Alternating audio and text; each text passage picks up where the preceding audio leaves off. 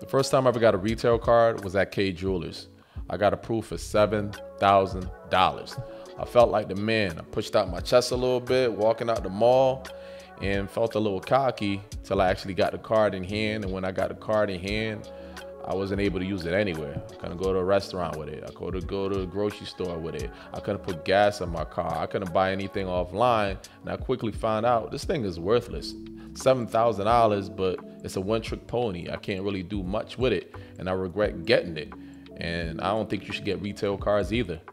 Let's talk about it. Welcome to Level Up Finance, where we talk about money, mindset, on the road to get millions. On this episode, we're going to talk about credit cards versus store cards. If you've been following this channel for a little bit, you know that I'm trying to rebuild my credit. I've been doing that for like the last year and some change, and I destroyed my credit in the past, so I learned a lot of lessons, you know. So I know this time around I'm trying to build it on quality, solid ground, you know, with quality products. And I'm trying to have a great credit report so I could do some big boy things in the future. And one thing I learned, I would never get a store card. I would never put a store card on my credit report. I would never say get a store card. I know how worthless a store card can be. So when I was watching some of these YouTubers on my road to fixing my credit, I wanted to see what they did.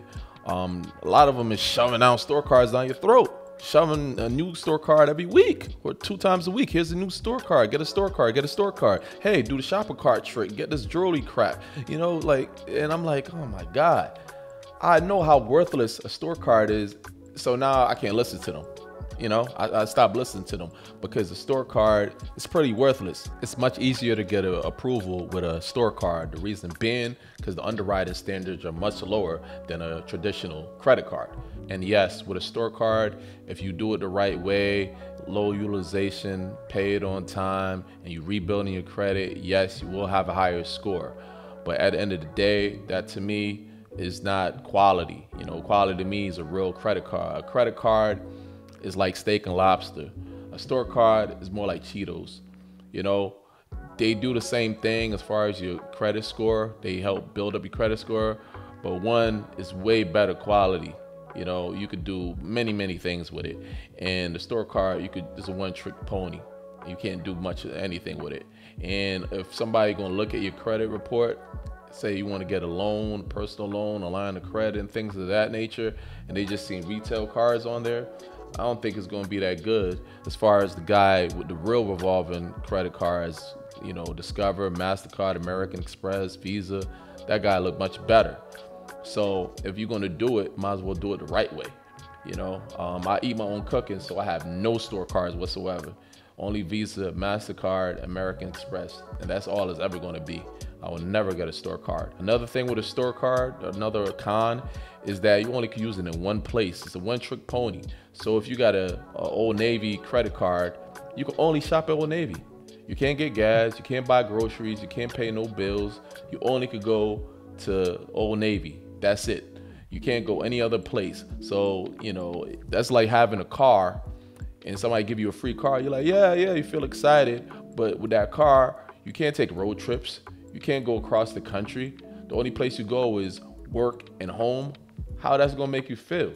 You just be like, damn, that car is pretty much worthless if I only could do one thing with it. And that's a store card. And another con with the store card, they usually have high ass interest rate, 30% or more. You know, with a regular credit card, you can go as low as 6%.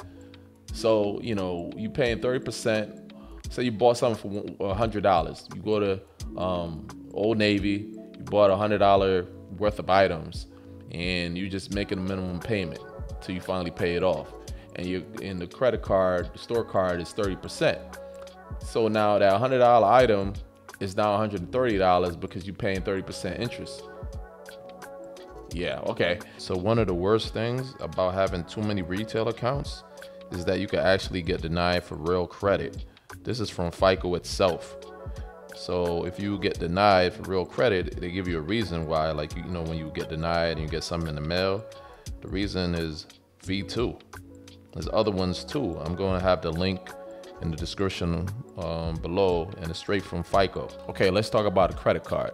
The steak and lobster compared to the Cheetos. Cheetos could fill you up, steak and lobsters could fill you up, but one give you nutrition, nutrition, one is good for you, the other one is just junk food. All right, so that's the store card and that's a credit card. So with a credit card now, you could do many things. First and foremost, it's not a one-trick pony. You could go anywhere with this. You will go across the world and use your same Visa, MasterCard, Discover, American Express, and purchase things. You could go any store. You go online to any places and just swipe to your heart's content.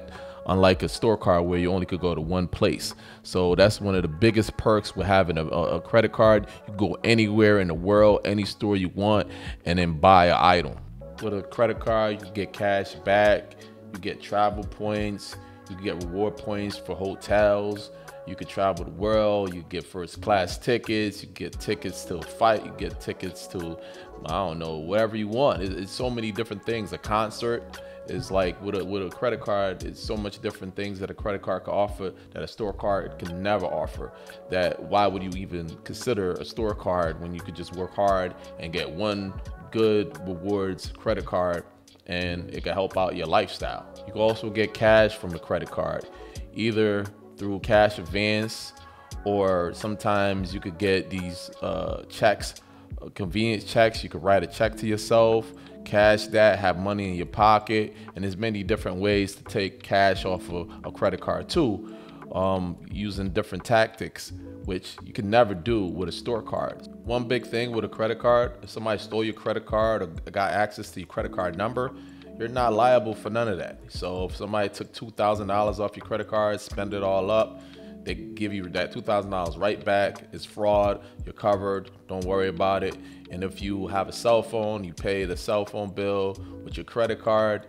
You could be covered for insurance with the credit card. If you got stolen, if it got destroyed, you're covered. And even rental cars. If you rent a car, you don't need to pay their fee for the insurance on the car. You could just use the insurance with your card. You're covered. So it's so many different perks that I can't even get into on this video, but with a credit card, you got multiple different perks with it, than you would never get with a store card. A store card give you a high interest rate, one trick pony, unless you get one of these store cards that basically is an open loop store card, which you could use anywhere. I know Best Buy have one, Amazon have one, Walmart have one. Open loop. So if you're gonna get any store card, get an open loop store card, which you can use everywhere. Everywhere where Master, Visa card are accepted. You know what I'm saying? You can use that. But with most store cards, especially using the shopping cart trick, they're closed loop, meaning you only can use that at one store. So that's basically a store card versus a credit card. Hopefully you learned something. If you did, give me one of these. Subscribe if you're not already subscribed. And catch you on the next one, all right? Level Up Finance. And to the people that already entered the contest, I got your name. Everything's all good. And for the people that didn't access the contest the last time, you got till next week, Monday. That's when I have the drawing. So if you want to enter the contest, you didn't already enter the contest. That's for the flippy thing. That's for my 1,000 subscribers. Just a little thank you for messing with me, I appreciate that. So if you want to enter the contest, send me an email at levelup@leveluphigher.com, levelup@leveluphigher.com. Put contest / your username on YouTube, and then in the body put your first name in there, and you're automatically entered. And good luck. So talk to you on the next one, all right?